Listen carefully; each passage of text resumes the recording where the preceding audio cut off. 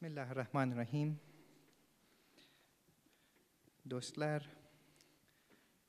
Cemal Nur Sargut hocam, Esin Çelebi hanım, Salahuddin Çelebi hocam. I want to begin by thanking the people of Konya and thanking the people of this beautiful land for your generosity and for your hospitality. You welcomed Hazrat Mawlana and his family from the east. You welcomed Hazrat Muhyiddin ibn Arabi from the west. You welcomed so many awliya, Awhaduddin Kermani, Sadruddin Konavi, and others who came here. People have different theories about why they came. Some say that they were running away from the Mongols. Some say that it was because of conflict in their lands. That may be true, but we also say that it was your ashk and your mehman nawazi, your hospitality, that drew them here, and it still draws people here. It's a miracle that there is a scholar or a Sufi left anywhere else in the world, actually.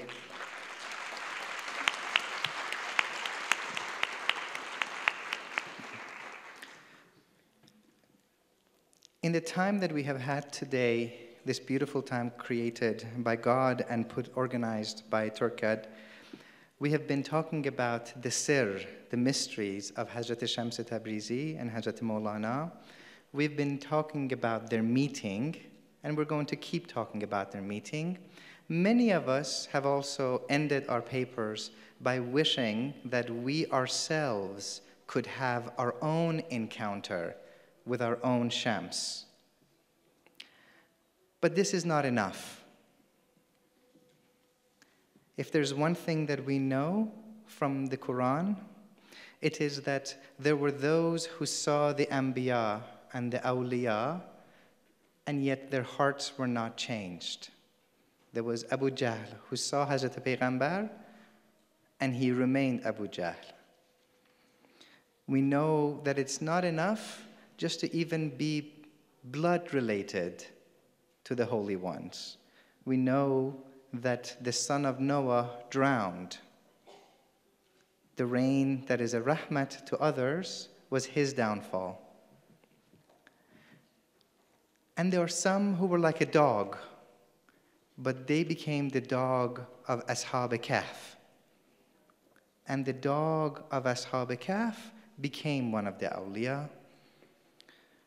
Or if you want, there were some who were like chickpeas, nukhud, and they became cooked. So yes, we say, may we find our Mawlana, may we find our Shams. But I want to begin by reading you this poem from Mawlana that says, Kham be magzar mara, don't leave us raw. Even if we find our Shams, may we not remain raw. May we become cooked in this fire, in this ashken atashan. So this is a poem from Divan Shams. To nur zatullahi, to Allahi nemidanam.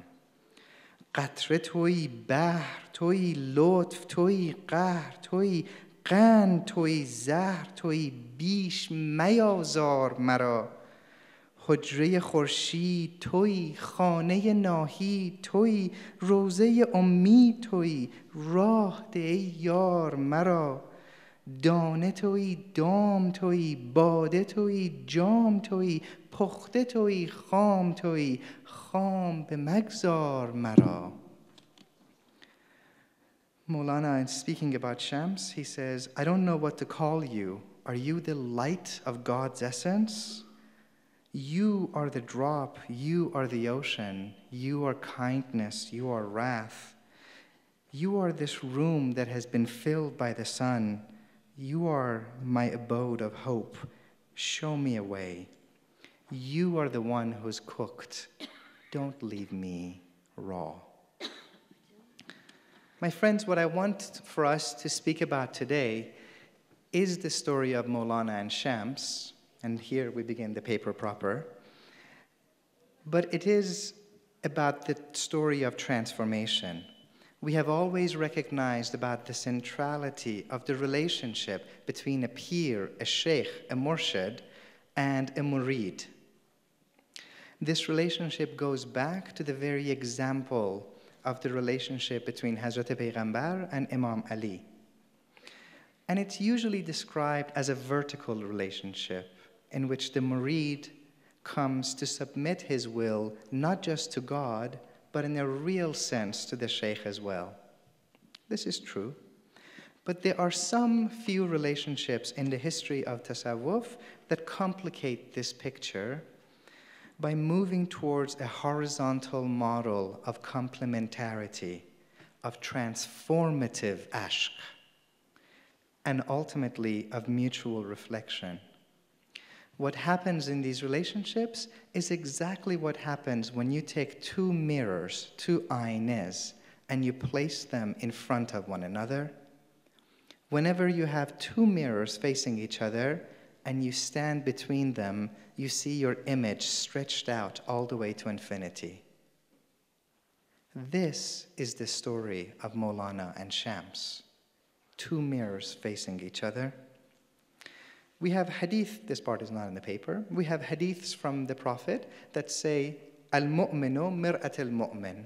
The faithful one is the mirror of another faithful. Yeah, and the faithful is us. It's the human, this is true.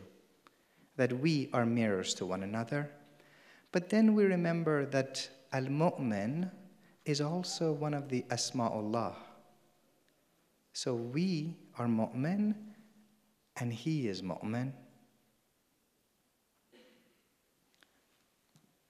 Next time that you have a chance to go to Mawlana's turbe, or the Mevlana Museum, take a look at the calligraphy that is written on the walls, the khat.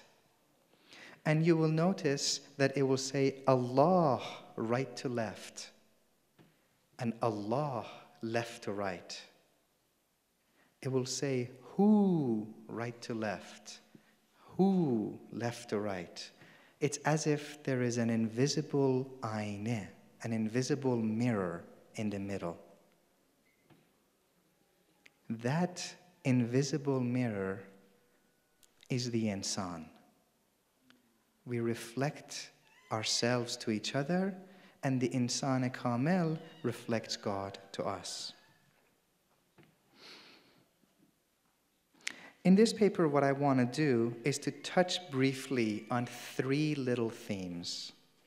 The reflection of Shams in Mawlana's writings, the reflection of Mawlana in Shams's writings, and then take a step back and talk about the ramifications of this ayna, mirror-to-mirror relationship after the disappearance of Shams. At that point, I want to come back to us and the consequence, the lesson that this has for all of us who aspire to find our own Mawlana and Shams encounter. So part one is Mawlana on Shams in the Masnavi. For good reason, most of the attention so far to see what Mawlana saw in Shams has focused on Divan-e-Kabir, the big divan, which we also call Divan-e-Shams. This was a very unusual act in the history of tasawwuf, in the history of adabiyat, of literature. Usually, poets put their own name in the last line of a ghazal. This was like a trademark to make sure you couldn't copy it.